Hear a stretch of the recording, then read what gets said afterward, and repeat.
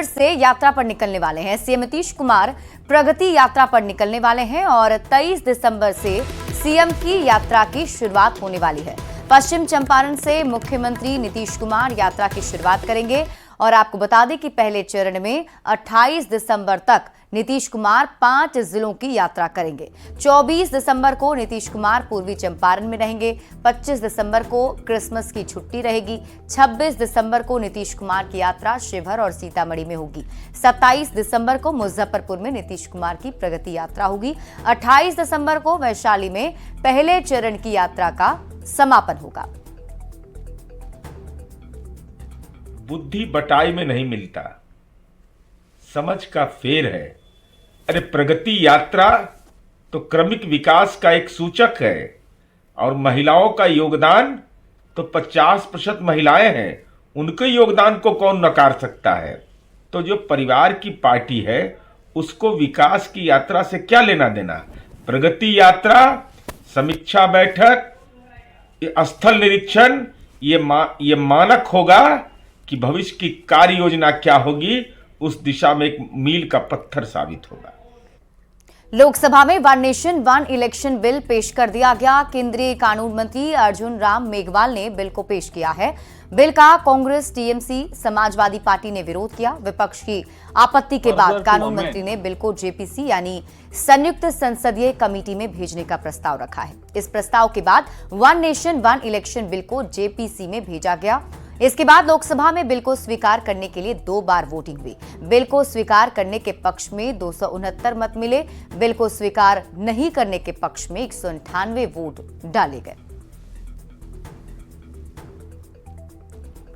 वहीं one nation one election को Bihar BJP के अध्यक्ष दिलीप जायसवाल ने देश हित में बताया है। उन्होंने कहा कि इससे देशवासियों का लाखों करोड़ों रुपया बचेगा, सरकार स्थिर होकर काम कर सकेगी। हमारा एजेंडा है कि हम देश में कैसे विकसित देश बना सकते हैं। One nation one election bill आने से सबसे बड़ा फायदा देशवासी को होगा कि लाखों करोड़ रुपए का खर्च बचेगा पूरे देश में। दूसरा, पॉलिटिकल लीडर सालों भर इलेक्शन ही लड़वाते रहते हैं। सभी दल के नेताओं को जो है सिर्फ एक ही काम रहता है, इलेक्शन लड़ाओ, इलेक्शन लड़ाओ। और इलेक्शन होने के चलते आपस में एक दूसरे पर तीखा प्रहार भी होता है। नेशन वन इलेक्शन होगा तो आदमी 5 साल पूरे देश में, चाहे वो प्रदेश में हो चाहे देश में हो, सभी सरकार स्थिर होकर अपना काम कर पाएगी। वन नेशन वन इलेक्शन का जेडीयू सांसद और पार्टी के राष्ट्रीय कार्यकारी अध्यक्ष संजय झा ने भी समर्थन किया है। संजय झा ने कहा कि जेडीयू और नीतीश कुमार शुरू से इसके पक्षधर रहे हैं। जेडीयू का मानना है कि लोकसभा और विधानसभा का चुनाव एक साथ हो। लोग जा करके मिल के आए थे रामनाथ कोविंद जी के कमेटी जो है, मैं भी गया था उसमें, और हम लोगों ने कहा कि हम लोग पूरी तरह समर्थन करते हैं लोकसभा और विधानसभा का चुनाव एक साथ हो। जो पंचायत का चुनाव है वो अलग होना चाहिए। और हम लोगों ने ये भी कहा कि भाई 5 साल सरकार चले चुनने के बाद हमेशा इलेक्शन मोड में देश रहता है। एक सेकंड पहले भी तो वन नेशन वन इलेक्शन था। जब चुनाव शुरू हुआ 52 में इस देश में एक ही साथ चुनाव होता था। ये तो गड़बड़ तब हुआ जब कांग्रेस ने राष्ट्रपति शासन लगाना शुरू किया स्टेट में।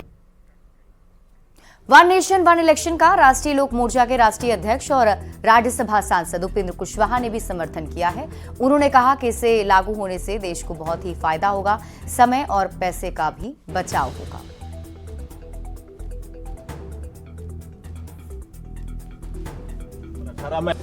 The Constitution, one nation one election बहुत ही अच्छा प्रस्ताव है। अगर पारित होता है, कानून बनता है, कार्यान्वित होता है तो देश को बहुत ही फायदा होगा। समय की बचत होगी, बार बार चुनाव होने से समय बर्बाद होता है, पैसा की बचत होगी, पैसा बहुत खर्च होता है। एक बार चुनाव होगा तो पैसा कम लगेगा, हर तरह से लोगों को सुविधा होगी। One nation one election bill के बहाने नेता प्रतिपक्ष तेजस्वी यादव ने केंद्र सरकार पर हमला बोला है। तेजस्वी यादव ने कहा कि लोग संविधान विरोधी हैं और इनका मकसद आरएसएस के एजेंडा को लागू करना है। बीजेपी के लोग वास्तविक मुद्दा पर बात नहीं करते हैं।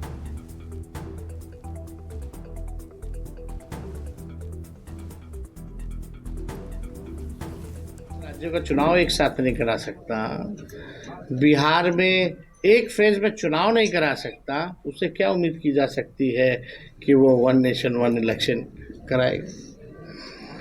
मैं तो सवाल, बिहार का चुनाव आप लोग भी जानते हैं कि एक बार में ही होता है ना, राज्य और दूसरे राज्य का तो होता नहीं है। जब बिहार का समय होता है तो भी अलग अलग फेज क्यों, एक फेज क्यों नहीं, ये तो सवाल बनता है। तो ये सब देखिए, केवल आरएसएस के एजेंडे को लागू करना है और ये केवल हमसे मैं सीमित रहना चाहते, केवल जो हो यही रहे, मोदी जी रहे। संविधान पर चर्चा के दौरान राज्यसभा में आज बीजेपी के राष्ट्रीय अध्यक्ष जेपी नड्डा ने एक बार फिर से लालू प्रसाद पर तंज कसा है। जेपी नड्डा ने कहा कि 1975 में इमरजेंसी के दौरान मीसा यानी maintenance of internal security act के तहत लालू प्रसाद जेल गए थे। बेटी का जन्म हुआ तो मीसा नाम रखा, लेकिन आज वो उसी कांग्रेस के साथ है। 1 लाख से ज्यादा लोगों को मीसा और डीआईआर में बंद किया गया। अब देखिए, ये जर्नी में बातें आती हैं तो ध्यान में रहती है। मनोज जी बैठे हैं, हमारी मीसा भारती जी पहले सदस्य रही हैं यहाँ की, आजकल लोकसभा की सदस्य हैं। आप लोगों को मालूम नहीं होगा उनका नाम मीसा क्यों पड़ा।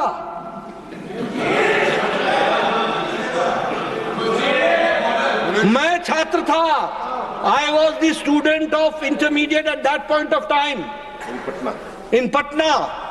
I was twice arrested from the class.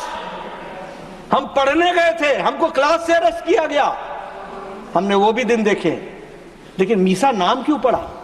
इसलिए क्योंकि लालू जी जब मीसा बहन पैदा हुई तो वो जेल में थे, मीसा में बंद थे, maintenance of internal security act में बंद थे। आज ठीक है, साथ साथ है, समय का फेर है, ये भी ग्लोरियस जर्नी का पार्ट है।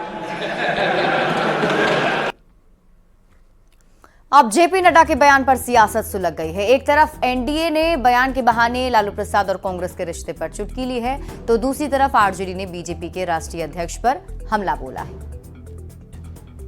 देखिए, आदरणीय जेपी नड्डा साहब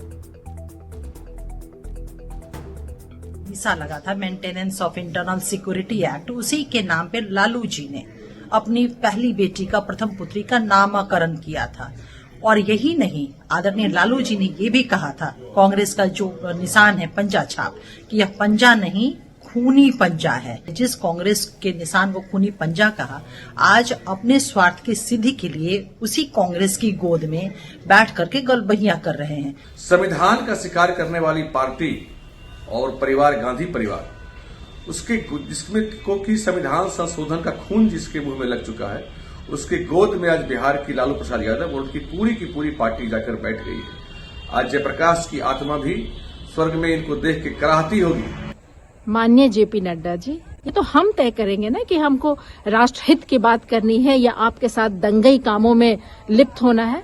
बीजेपी दंगई पार्टी है, आरएसएस स्कूल से निकली है, समाज की चिंता नहीं है, समाज में समरसता नहीं रहे, बस इसी तरह की वो काम करती है।